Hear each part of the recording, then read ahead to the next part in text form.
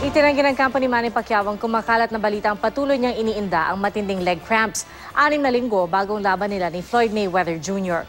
Ikinatawa naman ni Pacquiao ang pagkakaisa ng 3 pinakamalalaking TV networks sa bansa sa pagpapalabas ng kanilang laban. May report si Mark Zambrano. 6 na linggo bago ang tinaguri ang Fight of the Millennium. Kumakalat ngayon sa ilang news websites ang balita na patuloy pa rin iniinda di umano ni Manny Pacquiao ang matinding leg cramps sa kanyang training. Ayon sa ulat na unang inilabas ng Yahoo Sports, sinabi raw ni Coach Freddie Roach na gumagastos sa kanilang kampo ng $1,800 o 80,000 piso para sa kada tubo na anti-inflammatory cream para sa pamumulikat ni Pacman.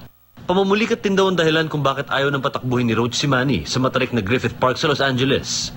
Agad naman itong pinabulaanan ng strength and conditioning coach ni Manny na si Justin Fortune. He doesn't have leg cramps. The thing is that if he shakes his leg just because he shakes his leg or he just wants to stretch out a little bit, everyone freaks out and says, "Oh my God, Manny has leg cramps." Nagsimula lang daw ang palakhin sa media ang umano'y leg problem ni Pacquiao mula nang tila ma-injure si Manny sa laban nila ni Timothy Bradley. In the second Bradley fight, remember the second Bradley fight where they got tangled up together?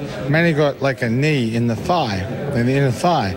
So he's shaking his leg and everyone's like, "Oh my God, he's got leg cramps, he's got leg cramps." No, he did. He got kicked knee in the thigh. So it hurts a lot. Dati nang naiulat ng GMA News na bagyang pinulikat si Manny noong unang linggo ng kanyang training sa Los Angeles. Ayon kay Pacquiao, napuwersa lang daw siya noon sa kanyang pagtakbo kaya namulikat.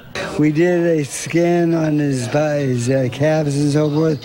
There's no tears, there's no injuries, there's nothing wrong. He just had a little bit of shin splints, and that's as far as it goes. Sinabi na rin noon ng Team Pacquiao na panay pulikat ang inabot ni Manny sa kanyang dating strength and conditioning coach na si Alex Ariza na nasa kampo na ngayon ni Floyd Mayweather Jr.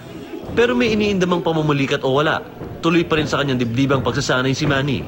Naka-8 rounds ang sparring si Manny sa loob ng wildcard gym kanina. Nagdagdag din ng isang bagong sparring partner si Pacquiao na maganda naman ang pinakita sa loob ng ring. Samantala ay ginatuwa naman ni Manny ang pagkakaisa ng 3 pinakamalalaking TV network sa Pilipinas sa pagpapalabas ng laban nila ni Mayweather. Gusto kong mapanood ng mga kababayan nating lahat yung fight. Walang kanya-kanya kundi sanib puwersa ang buong sambayan ng Pilipino. Pero kung planchado na ang panonood sa TV, magulo pa rin daw ang bentahan ng tiket para sa mga gustong makapanood ng live sa kanilang laban sa MGM Grand sa Las Vegas, Nevada. Una nang inanunsyo na nasa $1,000 hanggang $7,500 ang presyo ng tiket para sa laban. Pero ngayon may mga lumalabas sa presyo online na nasa $44,000 hanggang ₱2,000,000 piso. Bagay na ikinalilito ni Manny, pati na rin ang top rank. Pati yung wala pa akong ticket para sa pamilya ko, ganun, hindi pa yata na-arrange. Hindi naman daw hinahayaan ni Manny na makaapekto ito sa kanyang training para sa pinakamalaking laban ng kanyang boxing career.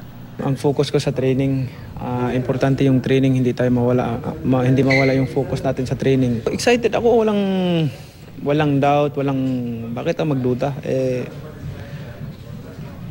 Si David nga, slingshot lang ang dala kontra Goliath. Mark Zambrano, GMA News.